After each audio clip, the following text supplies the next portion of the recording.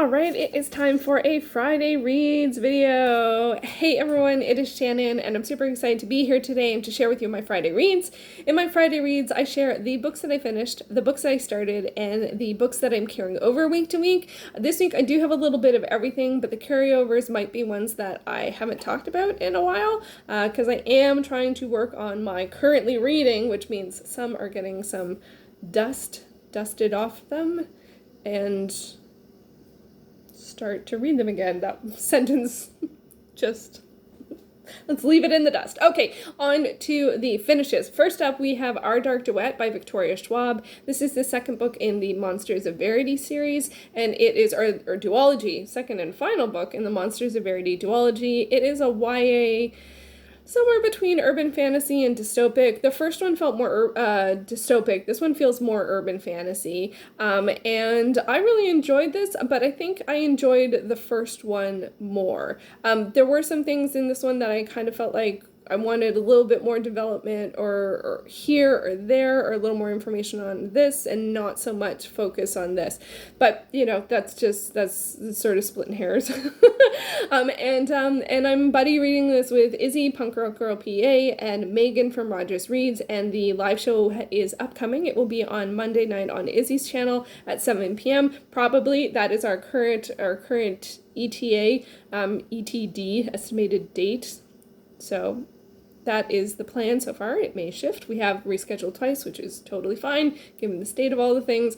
So I am glad to finish off another series. I think this is the first series I finished by Victoria Schwab. I have started Darker Shaded Magic, and then I did start, I think, the Villain series with Vicious, but I only read the first chapter. I really want to read the middle grade one.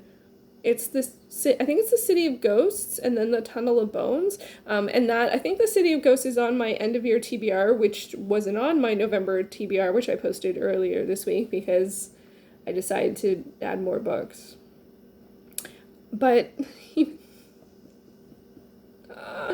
I can't believe that. I was just like, yeah, I'm only going to read these 12 books. And now I'm like, well, what about this? And what about this? So I created another list, but it's more like a list of options as opposed to I must read all of these things. My TBR that I posted, those are the books that I have to read. The rest is options, but it did not stick long. The 12 books for the rest of the year didn't stick long.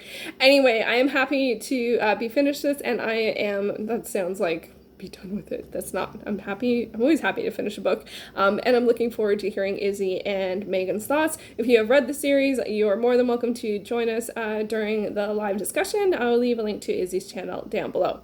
Next up, also finished Deadly Cover-Up by Julianne Lindsey. This is a Harlequin intrigue book, which is romantic suspense with the emphasis on the suspense, and there was a lot of suspense. Oh my goodness. The characters were in peril. A lot. There was a lot going on. There was a lot of danger. There was a lot of mystery. There was a lot of intrigue. It was intense. This is one of those things where I'm glad that intrigue books are around like 200 pages because I'm like, I don't think I can handle it longer than that. And this was also a book club pick. So this is for the Who Picked This book club that is hosted by Nicole and Jen, and the live shows are on Nicole's channel. I will leave a link to them down below.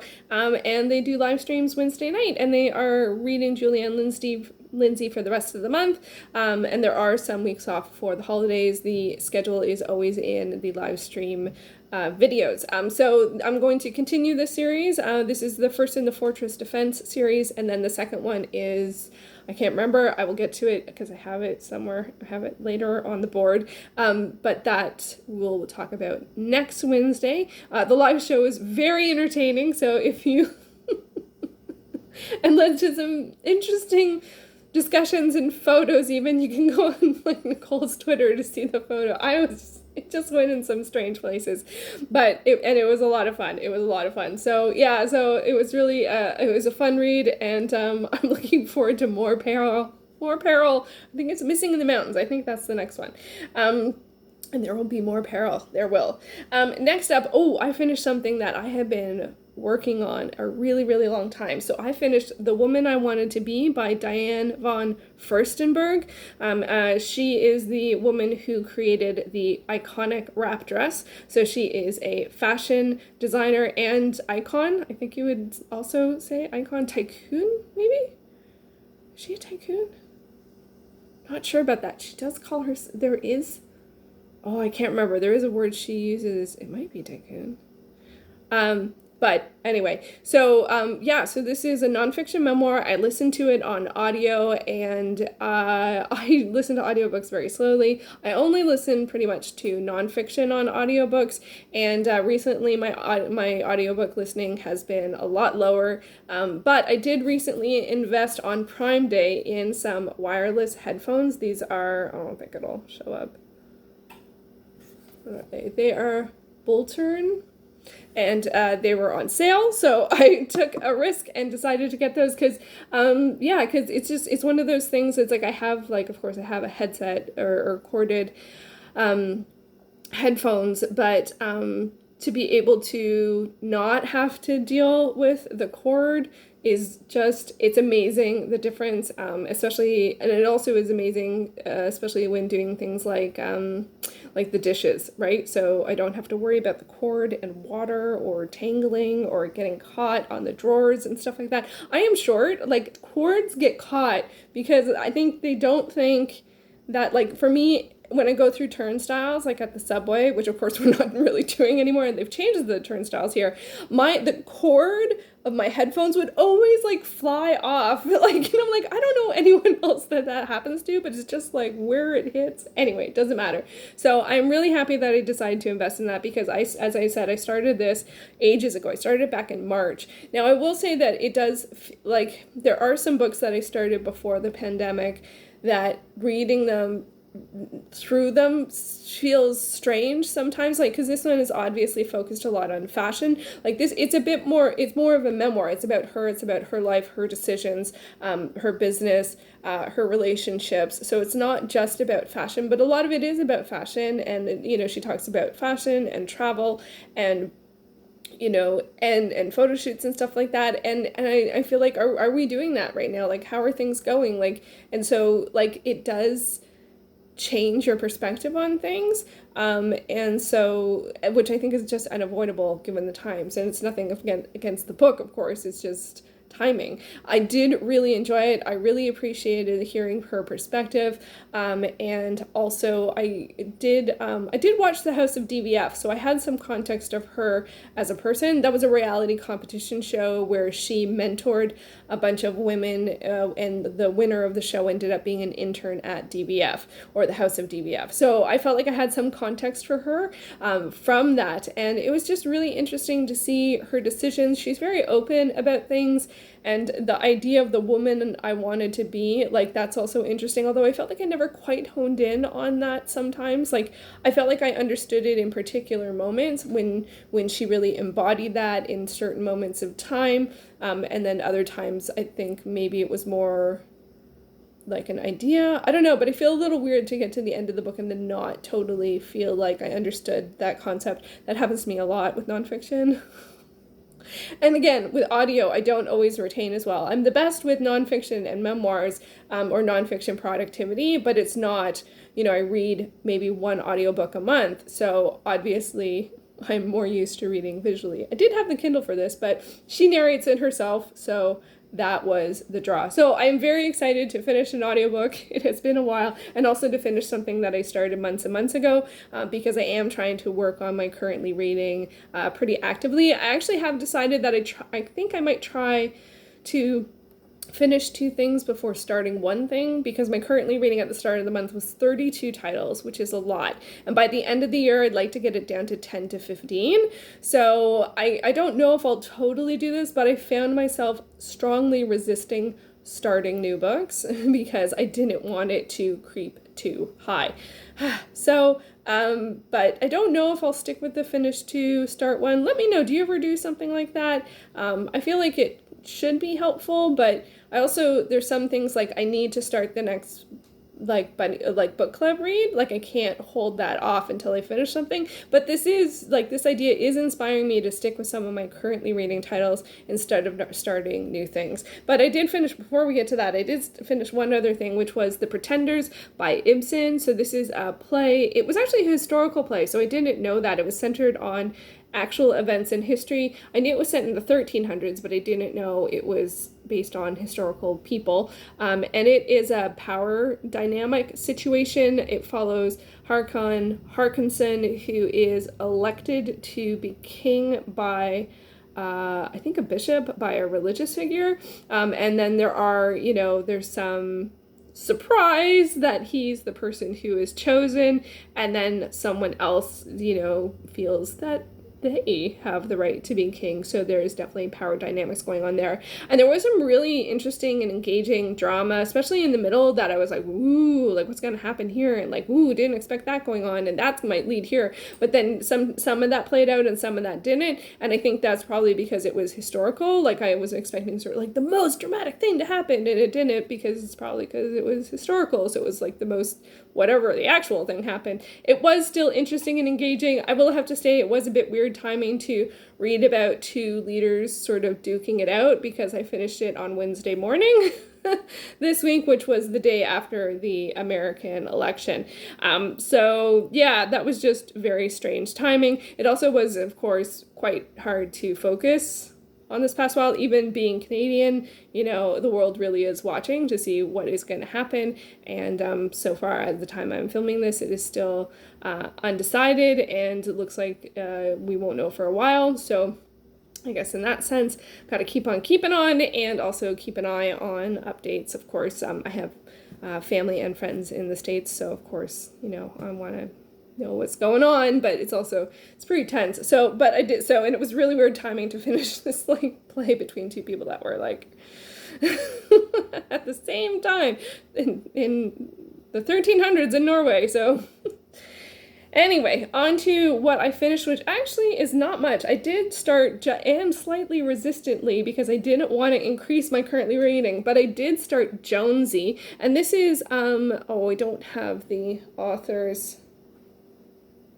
I'll list them down below. This is a comic. I'm reading the volume 1 bind up. I think it's of comics 1 through 4. And this is for my A to Z graphic novel and comic challenge, where I'm reading one title for each of the alphabet, and I hadn't had a J, so this is a J. This is a younger title. I don't know what age group it is going for. It follows a teenager. She is in high school. It is currently centered around Valentine's Day, and it's pretty cute. Like, and it's do I have Hoopla up? Like, the art style is pretty, like, it's very bright colors, and like I love the. She's a bit of a grumpy. She's definitely grumpy. But it also has some elements of superpowers, which I didn't know, actually, going in. So, be interesting to see where it goes. So that is my J pick for A to Z graphic novel challenge. And then I will also be starting Missing in the Mountains by Julie Ann Lindsey. This is the next book in the Fortress Defense series. What else do we got here? So I did decide to go back to some of the books that have been hanging on my currently reading list, and I'm back to reading Into the Wild by Jon Krakauer, which I don't even know. I started early this year at some point. This is narrative nonfiction. No, it's not narrative nonfiction. I don't know. I think most people know the story of this, and I find it challenging. I find it really challenging. I really liked the Into Thin Air, but that actually revolved around the Jon Krakauer. This is nonfiction and the events about someone else. And I don't know, I'm having a tough time with it. The content is tough. Like, I find the content tough, and I do find the sense of trust a little hard. It's not as bad, I think, as other narrative-ish nonfictions, because I have read the author before. I also have seen the film, I know the story, I know where it's going, so it's a tough read. I'm finding it challenging, but I do want to finish it this year. It is also one of the oldest books on my Goodreads TBR. I added it my first year that I joined Goodreads, and I am working through that as a list. It is one of my projects this year that I'm working on. Also on my oldest on my Goodreads TBR is, now you can't see the whole title because I made a new cover, but this is The Born Identity by Robert Ludlum. don't know, that's what the cover looks like. But I made it into mountains. Because this is 600 pages, so I made it into or actually three 200-page volumes. I gave it its own end pages on the back. So, so I am very, very slowly working my way through this. I've, of course, seen the film. I love the film. I have a feeling I will love the film more than I love the book. If you're unfamiliar with the story, it is a thriller, and it centers on someone who loses their memory. They don't know who they are. There was some kind of accident, and then he starts to notice the skills that he has, and how, especially in sort of physical hand-to-hand combat, and also like just some really odd set of skills, like including, I don't know how to describe it. It's also because I know the film very well. It's one of my most watched movies, probably. So it's a little hard to bring myself out of comparison mode, but just judge this on its own. Not like I need to judge it, but anyway, so regardless, I'm reading it. It's going to take me a while because it's 600 pages and I'm only 50 pages in, but the chapters are pretty short, and well, that chapter wasn't, but whatever. So that's just another book that I'm reading. So yeah, so, and I did, as I mentioned, I did totally goof. Did I mention? I totally goofed, and like, so I did my TBR I posted it on Monday of like 12 titles, and then I went ahead and proceeded to actually create my end of year TBR. So, like, what am I thinking? So this is my actual November, December TBR. It's just sort of like 12 titles. Oh, I added there's some other stuff too, but generally speaking, it's not very much. I've already finished Deadly Cover-Up, and I've already finished my first nonfiction with the DBF book, and I've started Jonesy, so that's good. But then I went and I proceeded to, let's see if I can find it quickly here. I created my rest of year options list. Now, I don't expect to read all of these books, but it is a ridiculous amount of books. I have 12 series to start, 15 titles on series to continue, 8 sort of standalones or collections, and then 6 nonfiction. So if you do that math, it's 41 altogether. So I said 12 titles for the rest of the year, and then within days, I created a list of 42. So apparently I have no resistance. But I really am going to try and think of this as like a way to be stress-free about picking my next book, because these are all books that I want to read for one reason or another. Either they're part of a project that I'm working on, or it's to complete a series. There are a couple of series I would like to finish by the end of the year, and those kinds of things. So, and there are also a couple of titles that are works that were on TBRs from months past that I never got to. So they're all books I want to read. So I'm going to try and just not being committed to trying to finish all of these, because that would be too much, but just be like, okay, I'm finished this book and I'm kind of feeling in the mood for a thriller or a mystery, an urban fantasy or a nonfiction, and I can reference this. That is the hope. We have no idea what's actually going to happen, but that is the case for anything, whether it's my TBR or the world. Not to put those two together, because one is way more important than the other. Obviously, my TBR, in the grand scheme of things, is not that important. It's a tool. I'm trying to think of it as a tool. It is something to help me be less stressed later, and so we'll see if that happens. But I'm really only committed to those 12. These are options. Am I just trying to convince myself? I don't know. I don't think so. I think I do feel like they're options. They're options. We'll see what happens. Who knows? Maybe next week I will have a new TBR. Hopefully not. Hopefully not. At some point, you got to stop and just start reading. That's what I should do. Every time I feel compelled to do that, I should just pick up The Bourne Identity and just read.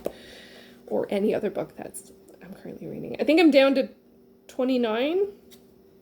I think I'm down to 20. It might be 30 with Jonesy. I can't remember. So anyway, that is what I have been reading this week. Let me know your thoughts. What have you been reading this week? Do you create a second TBR after you make one? Because apparently I do. Not always. I don't know why. It does happen on occasion. It's not the first time this year, but that's okay. It's okay. More options. It's fine. Yes, definitely convincing myself. Definitely convincing myself. Anyway, I hope that you have a wonderful weekend ahead. I don't think there's anything really going on this weekend. I think we're just waiting for results, and I think it'll probably be longer than the weekend, but we shall see. We shall see. And yeah, so enjoy, and let me know what you're up to, and I'll be back with another video very soon. Thanks so much for watching.